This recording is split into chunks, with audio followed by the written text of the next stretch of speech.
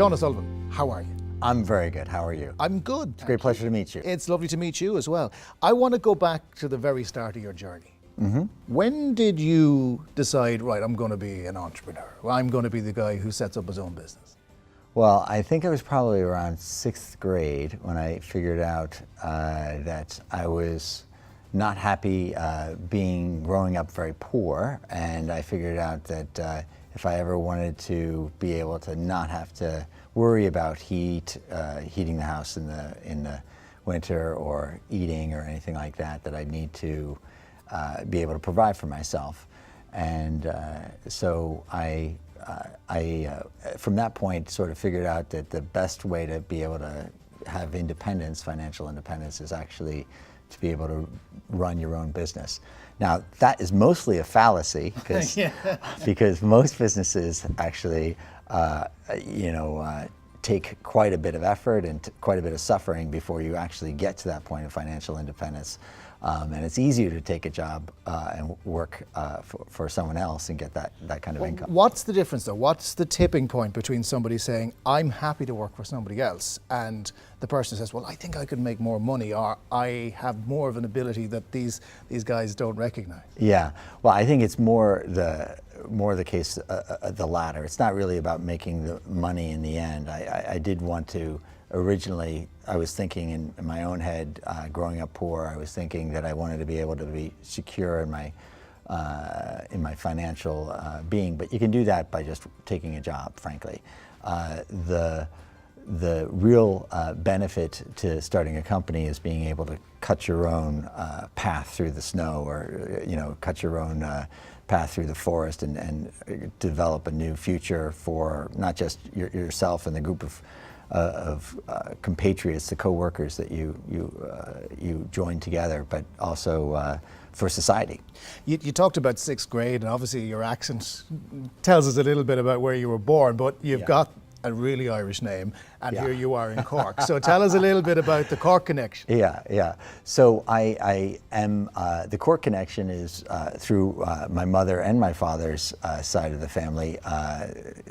O'Callaghan, there's a bunch of different Cork connections on my grandparents' side. O'Sullivan out in County Kerry, and all the other names, the Murphys and the Ryans and the Sheridans, that are all in my lineage. So I have quite a Irish connection. My grandmother on my father's side was actually in the post office in 1916 in the uprising, and had to flee to the United States, afterwards. So a little bit of history.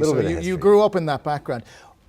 Tell me about where the business is now, because you have a global business, really, don't you?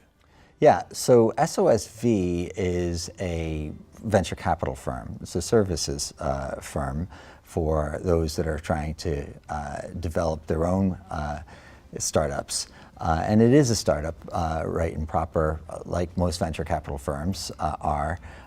But we invest in around 150 new startups every year from all over the world. We run centers for accelerators, centers for various industries, one here in Cork, Rebel Bio, one in San Francisco called IndieBio, in Shenzhen, China, and in New York, and in Taipei, and in Shanghai, and a few other places. And what is it about seeing all that young talent coming in? Because of all the companies that are going to come through all of those different bios, as you put them, some of them are going to work, some of them aren't going to work. Do you look for a little bit of Sean O'Sullivan in each of those guys coming in? Well, I look for, the identifying elements that we look for are team, right? So the talent on that team, the background, the ability to get things done, all of the things that make for a good, balanced team, customer facing, empathetic to what the marketplace needs, as well as just some proof of technical capability, that they can really actually execute on delivering a scalable technical solution for a marketplace. We have spent a lot of time in the last couple of weeks talking about millennials and snowflakes and whether they're any good or whether this generation is a complete write-off that needs to be wrapped in cotton wool and kicked down the road.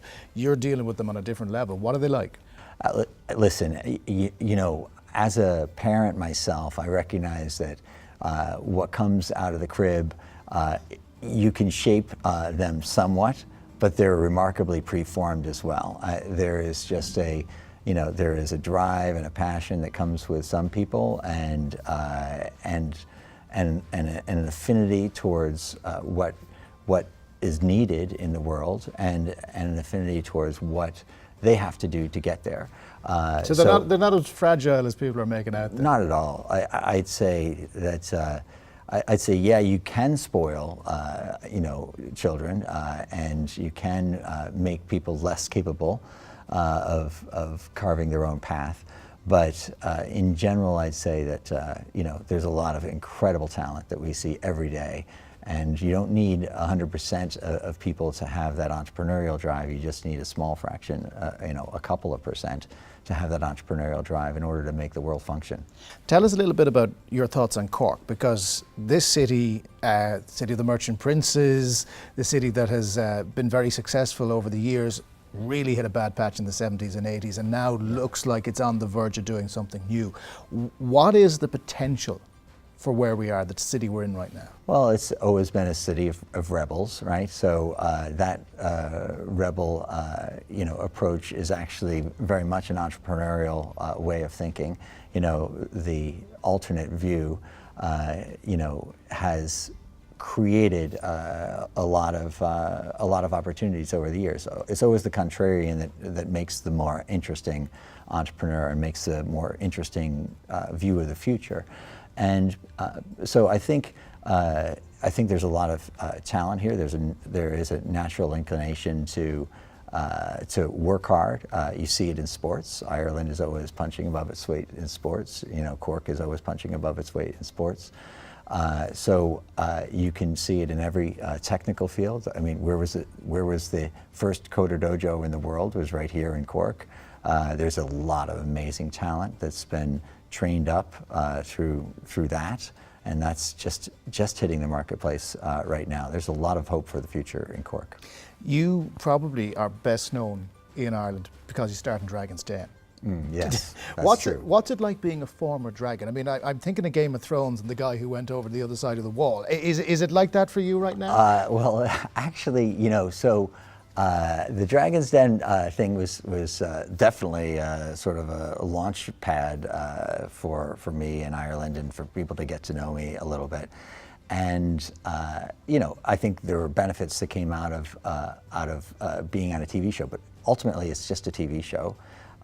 Because what you're doing now with SOSV is kind of Dragon's Den without the cameras, isn't it? Right, exactly. Well, and I was doing it before Dragon's Den as well. So, and at larger scale, both before and after. So it was kind of natural for me. I love the program. I think it really gives people a lot of wonderful insights into what's required to really start a differentiated business. Okay, Sullivan, we wish you the very best of luck with your new ventures, and thank you for joining us. Thank you for having me.